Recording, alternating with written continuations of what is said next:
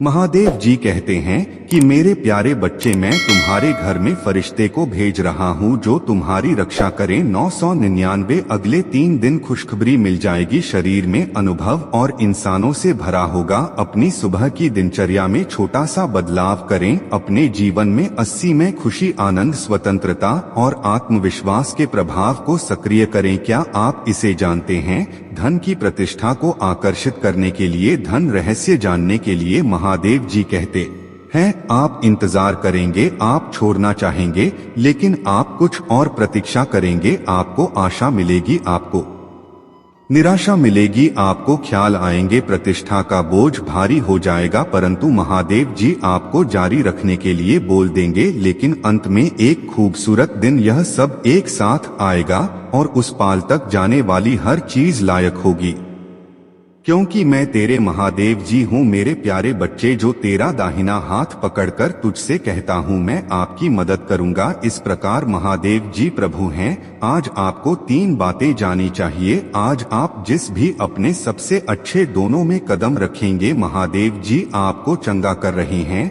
आप पहले से बात करो, मजबूत बनेंगे। मेरे प्यारे बच्चे, मैं घोषणा करता हूँ कि तुम्हारा संघर्ष खत्म हो जाएगा। महादेव जी आपके घर में एक चमत्कार भेज रहे हैं जो आपके लिए सब कुछ बदल देगा। आपकी हर चीज पूरी करें। भगवान आपके लिए रास्ता बनाएंगे। विश्वास रखो मेरे यारे बच्चे। कमेंट में हर हर महादेव लिख दो। जब आप गुस्से में हो तो रुके, वरना कुछ भी अनहोनी हो सकती है। सावधान, जब आप थके हुए हो तो रुके, और जब आप रुके हो तो पूजा जरूर करें। ऐसे में अगर आप पूजा करते हैं तो आपके मार्ग में जितनी मुसीबत होंगे वह सारी कम मिट जाएगी। मेरे प्यारे बच्चे, महादेव जी कहते हैं, हाँ यह इतना आसान है और मैं तुम्हें चुना है। तुम्हारे साथ कोई विश्वासघात नहीं होगा तो मैं पूरी तरह से क्षमा कर दिया जाएगा, और मैं तुम्हारे पापा का पूरा भुगतान कर दिया है। अब सारे दुख दूर हो जाएंगे, आपके जिंदगी में खुशहाली वापस आ जाएगी। मेरे प्यारे बच्चे, मुझे बनाने के लिए धन्यवाद। इस समय तक मुझे और मेरे परिवार को बचाने के लिए धन्यवाद। महादेव जी, मैं आध्यात्मिक और भौतिक शत्रुओं के खिलाफ आपकी पूजा करता हूँ। मैं शैतानों के आक्रमणों विरोध शक्ति के लिए आपकी पूजा करता हूँ। मेरे सोने की रक्षा करना मेरे प्रभु। कृपया मेरे ऊपर जितने भी झूठे आरोप है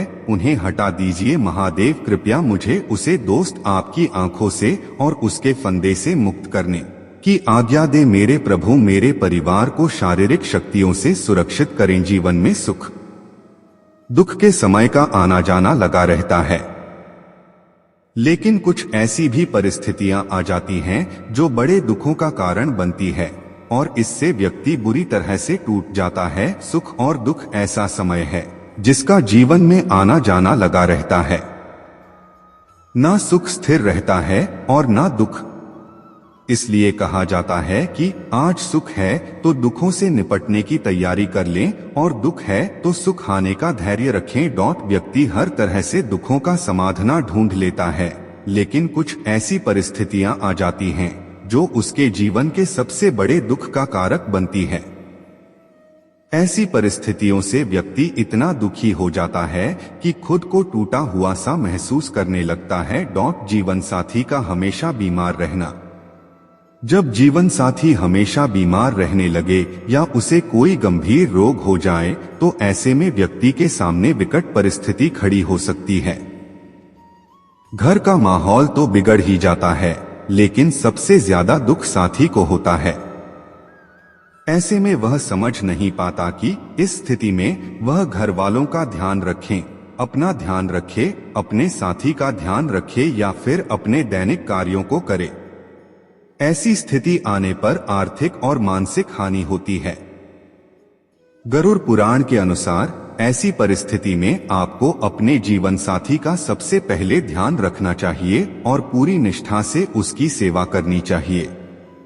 बीमारी या तकलीफ की घड़ी में किए देखभाल से पति पत्नी के बीच प्रेम बढ़ता है और दोनों का रिश्ता मजबूत होता है।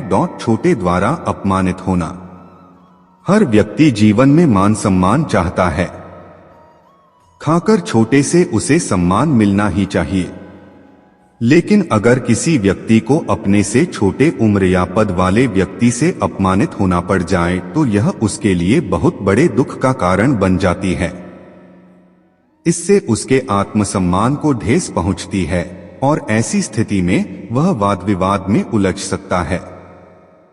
लेकिन ऐसी परिस्थिति आने पर आपको धैर्य से काम लेना चाहिए और खासकर वाद विवाद से बचना चाहिए। जहां आप छोटे द्वारा अपमानित हो रहे हों, वहां से तुरंत निकल जाना ही बेहतर होता है। जीवन साथी से धोखा मिलना। पति पत्नी का रिश्ता विश्वास की नींव पर खड़ा होता है।